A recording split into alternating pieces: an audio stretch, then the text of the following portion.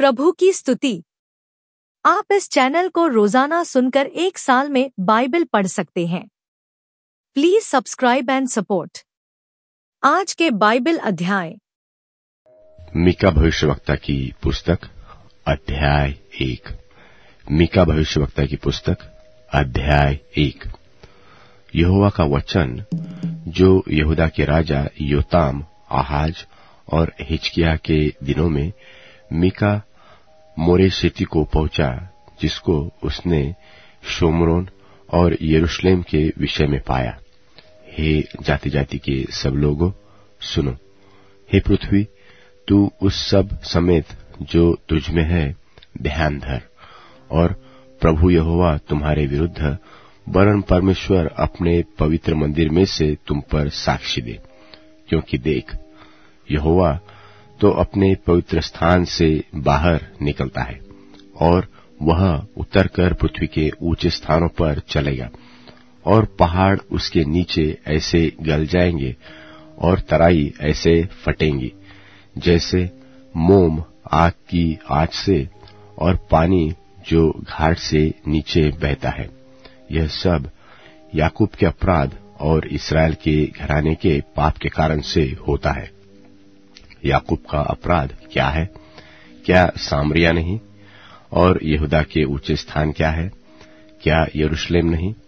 इस कारण मैं सामरिया को मैदान के खेत का ढेर कर दूंगा और दाख का बगीचा बनाऊंगा, और मैं उसके पत्थरों को खंड में लुढ़का दूंगा और उसकी नेव उखाड़ दूंगा, और उसकी सब खुदी हुई मूर्तें टुकड़े टुकड़े की जाएगी, और जो कुछ उसने छिनाला करके कमाया है वह आग में भस्म किया जाएगा, और उसकी सब प्रतिमाओं को मैं चकनाचूर करूंगा।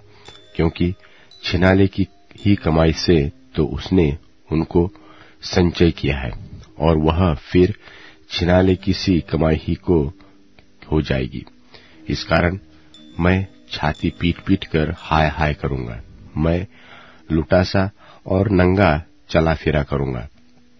मैं गिदड़ों की नाई चिल्लाऊंगा और शुतुरमुर्गों की नाई रोऊंगा, क्योंकि उसके घाव असाध्य है, और विपत्ति यहूदी पर भी आ पड़ी, वरन वह मेरे जात भाइयों पर पकड़कर यरूशलेम के फाटक तक पहुंच गई है। गात नगर में इसकी चर्चा मत करो और मत रो। बेत अपरा में धूलि में लोटपोट करो। हे शापिर की रहने वाली नंगी होकर निर्लज्ज चली जा। सानान की रहने वाली नहीं निकल सकती।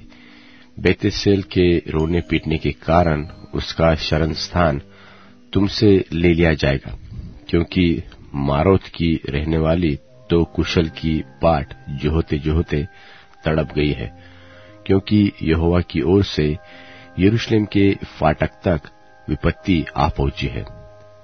हे लाकिश की रहने वाली, अपने रथों में वेग चलने वाले घोड़े जोत। तुझी से सियोन की प्रजा के पाप का आरंभ हुआ, क्योंकि इस्राएल के अपराध भी तुझी में पाए गए। इस कारण तू गात के मोर्शेत को दान देकर दूर कर देगा, क्योंकि अकजीब के घर से इस्राएल के राजा धोखा ही खाएंगे। हे मारेशा की रहने वाली, मैं फिर तुझ पर एक अधिकारी ठहराऊंगा, और इस्राएल के प्रतिष्ठित लोगों को अदुल्लाम में आना पड़ेगा। अपने दुलारे लड़कों के लिए अपना केश कटवाकर सिर मुंडा, वरन अपना पूरा सिर गिद्ध के समान गंजा कर दे, क्योंकि वे बंधुए होकर तेरे पास से चले गए हैं। मीका भविष्यवक्ता की पुस्तक अध्याय 2। मीका भविष्यवक्ता की पुस्तक अध्याय 2। हाय उन पर जो बिछौने पर पड़े हुए बुराइयों के उपाय की कल्पना करते और दुष्ट कर्म की इच्छा रखते हैं।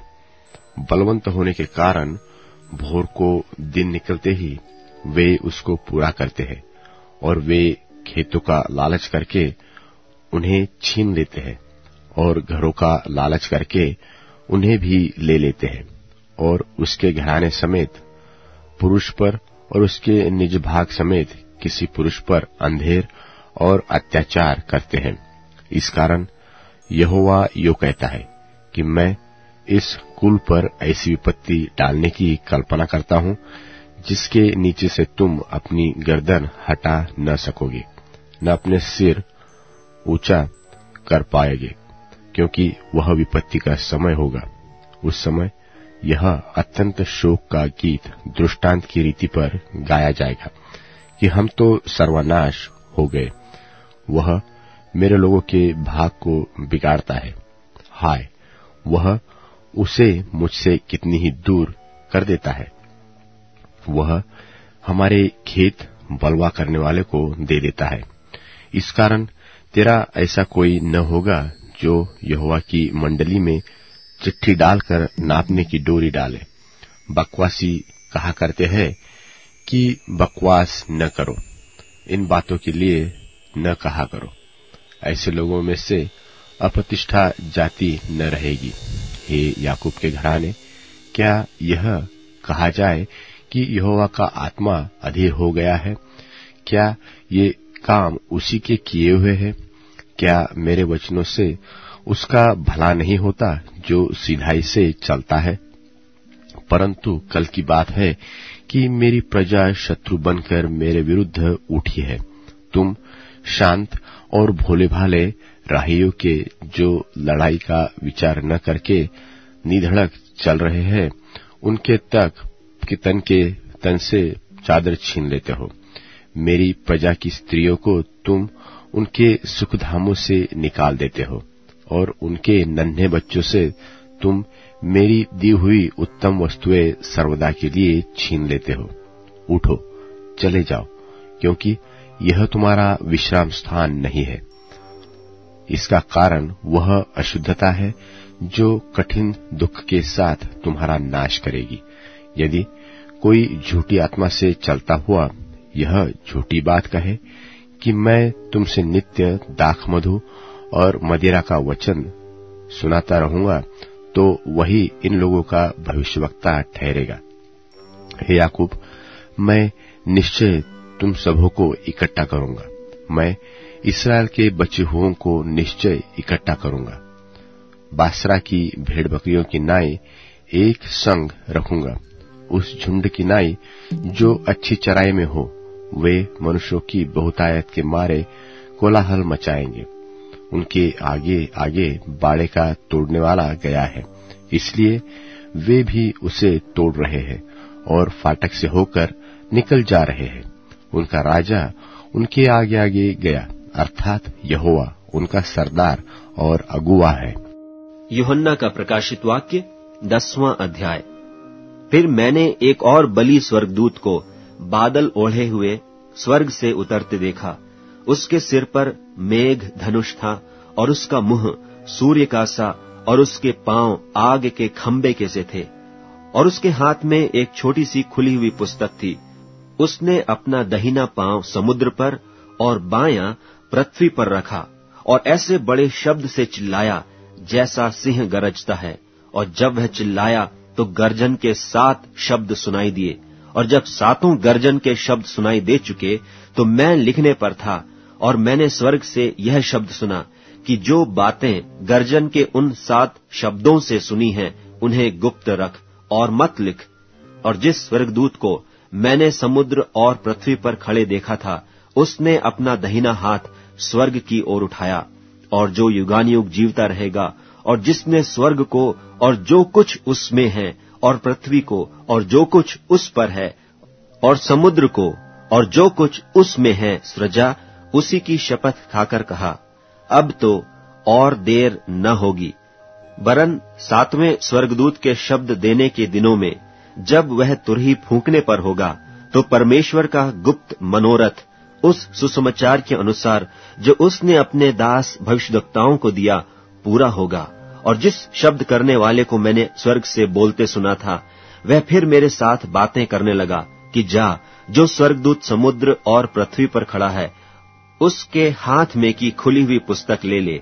और मैंने स्वर्गदूत के पास जाकर कहा, यह छोटी पुस्तक मुझे दे और उसने मुझसे कहा, ले इसे खा जा, और यह तेरा पेट कड़वा तो करेगी, पर तेरे मुंह में मधु सी मीठी लगेगी। सो मैं वह छोटी पुस्तक उस स्वर्गदूत के हाथ से लेकर खा गया। वह मेरे मुंह में मधु सी मीठी तो लगी, पर जब मैं उसे खा गया तो मेरा पेट कड़वा हो गया। तब मुझसे यह कहा गया कि तुझे बहुत से लोगों और जातियों और भाषाओं और राजाओं पर फिर भविष्यवाणी करनी होगी। नीतिवचन अध्याय 17। नीतिवचन अध्याय 17। चैन के साथ सूखा टुकड़ा उस घर की अपेक्षा उत्तम है जो मेलबली पशुओं से भरा हो, परंतु उसमें झगड़े रगड़े हो।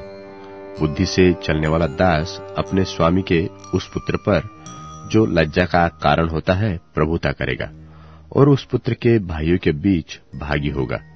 चांदी के लिए कुठाली और सोने के लिए भट्टी होती है, परंतु मनों को यहोवा जांचता है। कुकर्मी अनर्थ बात को ध्यान देकर सुनता है, और झूठा मनुष्य दुष्टता की बात की ओर कान लगाता है। जो निर्धन को ठट्टों में उड़ाता है वह उसके कर्ता की निंदा करता है, और जो किसी की विपत्ति पर हंसता वह निर्दोष नहीं ठहरेगा। बूढ़ों की शोभा उनके नाती पोते है, और बाल बच्चों की शोभा उनके माता पिता है। मूढ़ को उत्तम बात फपती नहीं, और अधिक करके प्रधान को झूठी बात नहीं फपती। देने वाले के हाथ में घूस मोह लेने वाले मनी का काम देता है। जिधर ऐसा मनुष्य फिरता उधर ही उसका काम सफल होता है। जो दूसरे के अपराधों को ढांप देता वह प्रेम का खोजी ठहरता, परंतु जो बात की चर्चा बार बार करता है वह परम मित्रों में भी फूट कर देता है। एक घुड़की समझने वाले के मन में जितनी गड़ जाती है उतनी 100 बार मार खाना मूर्ख के मन में नहीं गड़ता। बुरा मनुष्य दंगे ही का यत्न करता है, इसलिए उसके पास क्रूर दूत भेजा जाता है। बच्चा छीनी हुई रीछनी का मिलना और भला है, परंतु मूर्खता में डूबे हुए मूर्ख से मिलना भला नहीं। जो कोई भलाई के बदले में बुराई करे उसके घर में बुराई दूर न होगी। झगड़े का आरंभ बांध के छेद के समान है। झगड़ा बढ़ने से पहले उसको छोड़ देना उचित है। जो दोषी को निर्दोष और जो निर्दोष को दोषी ठहराता है उन दोनों से यहोवा घृणा करता है। बुद्धि मोल लेने के लिए मूर्ख अपने हाथ में दाम क्यों लिए है, वह उसे चाहता ही नहीं। मित्र सब समयों में प्रेम रखता है और विपत्ति के दिन भाई बन जाता है। निर्बुद्धि मनुष्य हाथ पर हाथ मारता है और अपने पड़ोसी के यहाँ उत्तरदायी होता है। जो झगड़े रगड़े में प्रीति रखता वह अपराध करने में भी प्रीति रखता है, और जो अपने फाटक को बड़ा करता वह अपने विनाश के लिए यत्न करता है। जो मन का टेढ़ा है उसका कल्याण नहीं होता, और उलटफेर की बात करने वाला विपत्ति में पड़ जाता है। जो मूर्ख को जन्माता है वह उससे दुख ही पाता है, और मूढ़ के पिता को आनंद नहीं होता। मन का आनंद अच्छी औषधि है, परंतु मन के टूटने से हड्डियां सूख जाती है। दुष्टजन न्याय बिगाड़ के लिए अपनी गांठ से घूस निकालता है। बुद्धि समझने वाले के सामने ही रहती है, परंतु मूर्ख की आंखें पृथ्वी के दूर दूर देशों में लगी रहती है। मूर्ख पुत्र से पिता उदास होता है और जननी को शोक होता है।